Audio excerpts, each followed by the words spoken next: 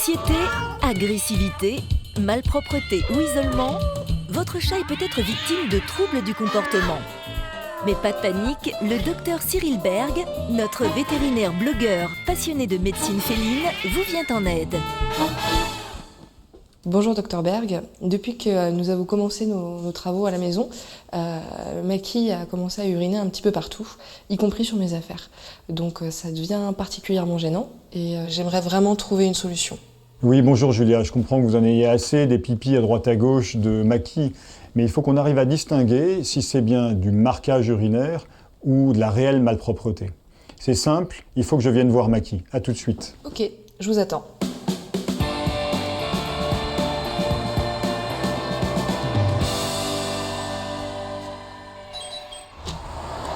Bonjour. Ça va? Très bien, et vous?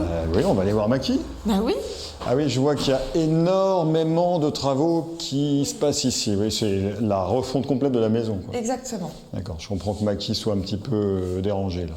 On va aller voir ça. Vous allez me décrire les pipis de Maki. Comment ça se passe? Comment ça arrive? Elle fait pipi uniquement sur mes affaires et sur le canapé. Et donc en fait, elle arrive, elle prend son temps, elle s'accroupit, elle fait pipi. En fait, c'est important de savoir ça parce que ça nous permet de différencier la malpropreté d'un marquage urinaire. Parce que le marquage urinaire, ça va être le dépôt de petites marques d'urine. Verticalement, elle va rester debout et elle va montrer aux autres que c'est son territoire. Et donc pour Maki, ce qu'on voit là, en l'occurrence, c'est plus un problème de malpropreté. C'est-à-dire que c'est lié à une gêne émotionnelle. Et c'est normal ici. Avec tous les travaux qu'il y a en ce moment, elle est très perturbée. Son territoire est très perturbé. Alors comment vous avez réagi, vous, quand vous l'avez vu faire?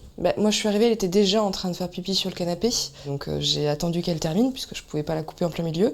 Et dès qu'elle a terminé, j'ai tout enlevé du canapé pour pas que ça s'imprègne, mais j'ai rien pu faire. Et vous avez une réaction parfaite parce que si on punit un chat au moment de ce genre d'action, on va avoir un renforcement négatif, donc ça va être pire et elle va recommencer, donc c'était très bien.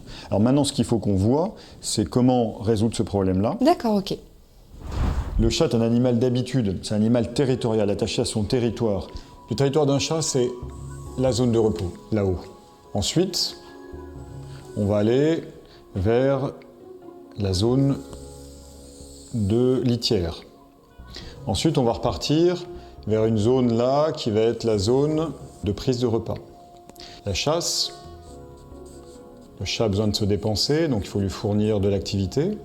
Entre chaque zone, on a des couloirs de passage. Ce sont les zones par lesquelles le chat va passer et va déposer des balises. Ce sont les marques faciales quand il se frotte et qu'il dépose ses phéromones. Donc là, ça lui permet de se retrouver et d'aller d'une zone à une autre. Le problème, c'est que lorsqu'il y a des travaux, par exemple, on va mettre des obstacles sur ces couloirs de passage et le chat bute ici, ça crée un stress, ça va se manifester chez elle par de la malpropreté. Alors pour Maki, ce qu'on va essayer de trouver comme solution, je pense qu'il y en a deux. La première, c'est d'essayer d'enlever tous les obstacles.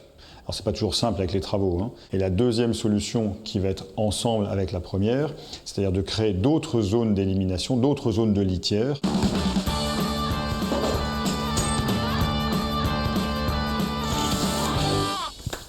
Donc ça y est, maintenant on a désencombré le couloir de passage de Maki et là où elle passait avant, c'est disponible. Donc elle va pouvoir accéder facilement à sa litière et maintenant ce qu'on va voir, ce sont les zones où on va pouvoir installer une autre litière.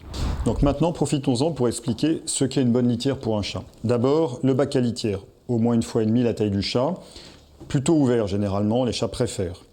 Ensuite, vous avez la matière. Ça peut être différentes choses, ça peut être des cristaux comme ça, par exemple. Ça peut être aussi des copeaux de bois, ça peut être du sable. Et donc ça veut dire qu'en fait, quelle que soit la matière, le chat ira naturellement dans la litière? Alors non, pas forcément, parce que le chat prend des habitudes quand il est petit. Ensuite, si on utilise une litière avec un désodorisant, par exemple, ça peut perturber certains chats et donc occasionner de la malpropreté. Et enfin, le troisième point important, c'est l'emplacement.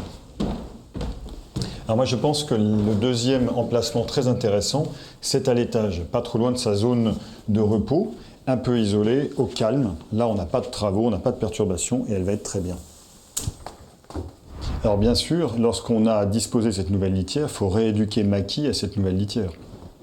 On va aller l'amener vers la litière plutôt dans des phases importantes, c'est-à-dire après avoir mangé ou après avoir joué. C'est là qu'elle aura le plus envie d'aller faire ses besoins. On va la récompenser, la féliciter dès qu'elle va faire ses besoins, par exemple. On va l'habituer à quelque chose de positif au niveau de cette litière.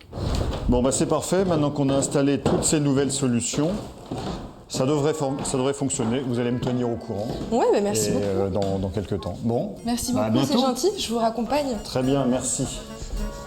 J'ai pas le droit aux petites friandises en partant. Non. Ouais,